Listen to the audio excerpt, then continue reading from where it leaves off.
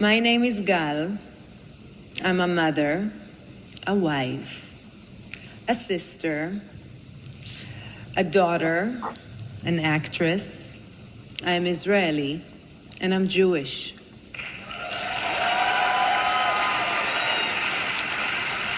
I'm gonna say it again. My name is Gal, and I'm Jewish.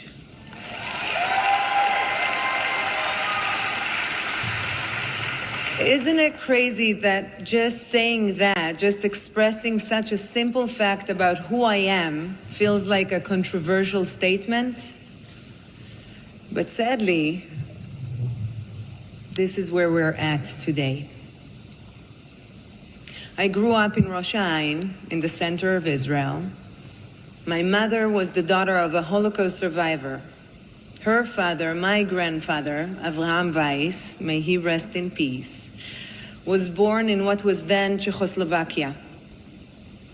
He was the only one in his family who survived. His father died fighting for the Czech army when the Nazis invaded, and his mother and brother were murdered in the gas chambers of Auschwitz. He came to Israel with nothing and built a life for himself. And despite the horrors he endured, he always taught me the values of love, compassion, and tolerance. את לא משיגה שום דבר בכעס ובשנאה. You don't win anything with anger and hate, he used to tell me. Thank you. On my father's side, I'm the 8th generation to be born in the land of Israel. One of my ancestors was the very first chemist in the Shearei Tzedek Hospital in Jerusalem. I'm very proud of both sides of my family, and they show the two sides of Israel. On the one hand, a country that provided a life raft for refugees fleeing the horrors of persecution, pogroms, and the Holocaust. And on the other hand, the historic homeland of the Jewish people, where our roots run deep and where we are an indigenous people.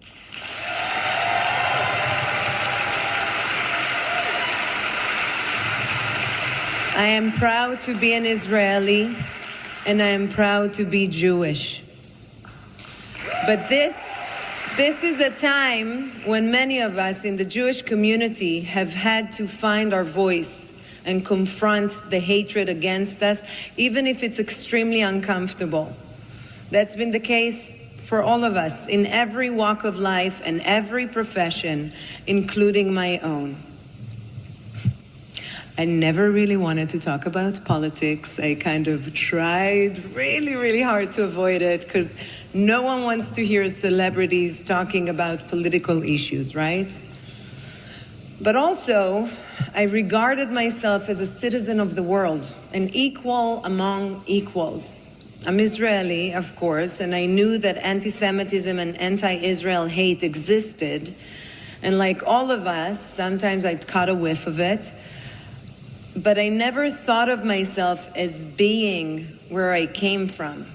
It was an aspect of who I am, but it didn't define me. And then October 7th happened, and everything since. Never did I imagine that we would witness such a day of such death and destruction of Jews in our lifetime. And never did I imagine that on the streets of the United States and different cities around the world, we would see people not condemning Hamas, but celebrating, justifying, and cheering on a massacre of Jews. I know I'm not the only one in this room when I say that this was a wake-up call. And here's the thing.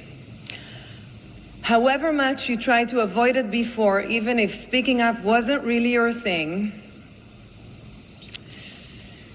none of us can ignore the explosion of Jew hatred around the world anymore.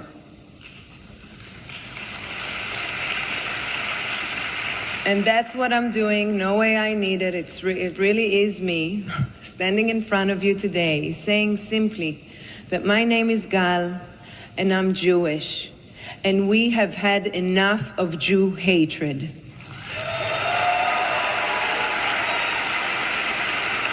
We will confront anti-Semitism, we will call it out, but we will never let it not only defeat us, but define us, because our love is stronger than their hate.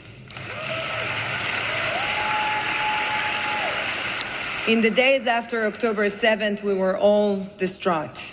Like many of you, I was glued to the horrors coming out of Israel and the hatred spilling over here. I'm not a religiously observant person, but I found myself in the temple, in the synagogue. And it was then when finally I was just a little bit comforted.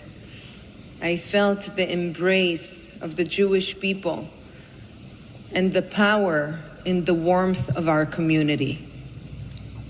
And I will never forget that feeling, because even though I was a long way from home in Israel and I was in a temple in Los Angeles, I felt at home among family. And for those few precious moments, the chaos and violence of the outside world felt just a little bit easier to deal with. October 7th showed us that what happens to Jews anywhere affects Jews everywhere. And this goes both ways. Not only what happens there affects us here, but what happens here affects them there. So here we are in this room together, calling for the release of every single one of our hostages. We have to bring them home.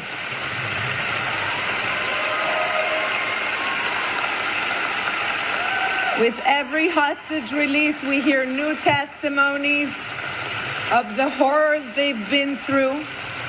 Every minute for them is hell. Their lives are in danger, and we need them home. We want the hostages and their families to know that we have your back, that we are here for you. And we need them to know that wherever they go in the world, where there's a Jewish community, they will always find people who campaigned for them, who love them, and who will never let them walk alone. Because this is who we are, and this is who we will always be, taking responsibility for each other. Along with my husband Yaron, we're bringing up 4 daughters to also be proud of who they are, to take responsibility, to love themselves.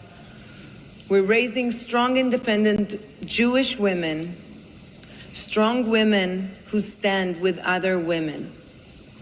Now, I know many women in this room and in our community that have stood strong for the rights of women and girls. On October 7th, Jewish women were sexually terrorized, raped, murdered, and kidnapped by Hamas. We were all listening for, hoping to hear support from our sisters around the world, and too often heard silence. We can't wait any longer. We can't hold our breaths and pray or beg for support from people, groups, community that don't want to be there for us. We need to be there for ourselves. And this is why every single Jew must lean in now, in whatever way we can. Speak up, learn more about our history. We can always do that. Join a temple, find your community, get connected. And as we support our own community, never stop reaching out to the world.